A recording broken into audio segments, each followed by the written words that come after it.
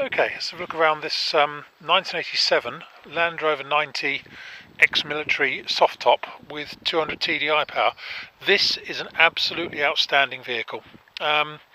Last owner's had it since 2007, and when he bought it from the Huddersfield Land Rover Centre in 2007, he commissioned basically a good civilianisation of the vehicle, which included the fitment of a rebuilt 200 TDI engine, power steering, and lots of sort of non-military parts just to make it a little bit more comfortable and what have you. He's based in Greece most of the time, and this vehicle's done 8,000 miles since it was built by Land Rover. Also, it's also apparently got an Ashcroft high ratio transfer box in it. Since it was built, it's done around 8,000 miles.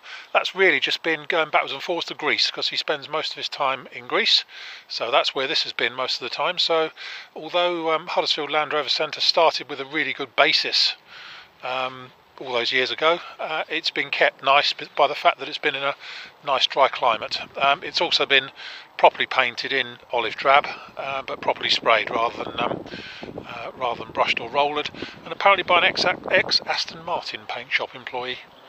So finished in olive drab. Let's see what we've got on it spec-wise. We've got a matching set of 5 BF Goodrich all-terrains on limestone steel wheels, which is a nice period touch. We've got checker plate on the bonnet, the wing tops, the modesty covers and the rear quarters and the rear cross member. The hood has got side windows in it. It's got the original type factory side steps. It's got a factory steering guard on. It's got a steering guard, not a factory one. It's got a steering guard.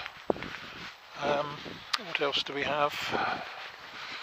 Around the back end, the NATO tow hook has been replaced with a proper adjustable tow pack.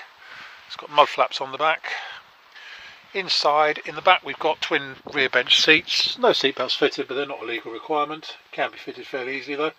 In the front, we've got twin aftermarket bucket seats instead of the original style military ones, and a lockable metal centre cubby box. We've also got high lift jack in here. We've got the proper rail for the seat belts, checker plate trim in here as well, and it's also got a radio CD with auxiliary plug. As I say, it has got power steering, this one, converted as such. But as I say, outstanding car, really really nice, on as good underneath as it is on top. Let's go around and pick out some good bits and bad bits. Really not much in the way of bad bits, considering it's 30 years old. There's a couple of shadows in the paint on the bonnet, just around here, which we can't seem to get out. There's a couple of shadows along there. That's about it there.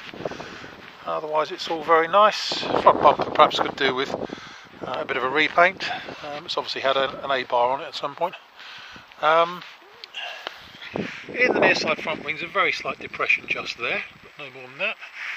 It all looks good around here, and really straight down the sides. I think it's had replacement doors fitted to it. They are the correct military type because they're absolutely straight. Scuttle corners are absolutely first class, as is things like screen rubbers and stuff. Really really good. A-post first class. Someone's tried colour coding this mirror here and not particularly successfully because its paint's coming off a little bit. The hood apparently is about 10 years old, so there's a few marks on it. Apparently it doesn't go on the vehicle very often, or hasn't up until now. About 10 years old. There are a couple of tiny pinholes inside which we'll come to, but it's a nice serviceable hood. Passenger door, also driver's doors, because it's left-hand drive, is excellent. Didn't paint the inside of it, that was left in military olive drab, and apparently when they were rebuilding it there was sand everywhere, so it's clearly spent some time in the desert. By its age, it's probably served in the first Gulf War. Doors are spot on. Footwells, it's had a repair panel let into the driver's footwell just down there. Rest of the interior is all in good shape, slight nick in the cubby box there. I haven't taken these covers off, but I'm told these seats aren't in the first flush of youth. They're aftermarket. I think they're Cobra bucket seats. They're quite comfortable, but they are, apparently they've got a few sort of areas of wear on them. I can't really feel any in fairness, but let's just assume that the previous owner is correct and that they have got some wear on. That's why the covers are on, but they are very comfortable. Putting back original Land Rover ones is not an issue. As I say, the hood's got a tiny pinhole just there, no more than that. Otherwise excellent. Near side rear wing is all good. There's a couple of bits that have been riveted in here from its military service. An extra hook there. Around the tail end, she's all absolutely gorgeous. That's a sideways opening tailgate, isn't it? It is. I noticed that before. Yeah, sideways opening tailgate. Need to remember that. Thought it looked a bit new. So that's obviously first class.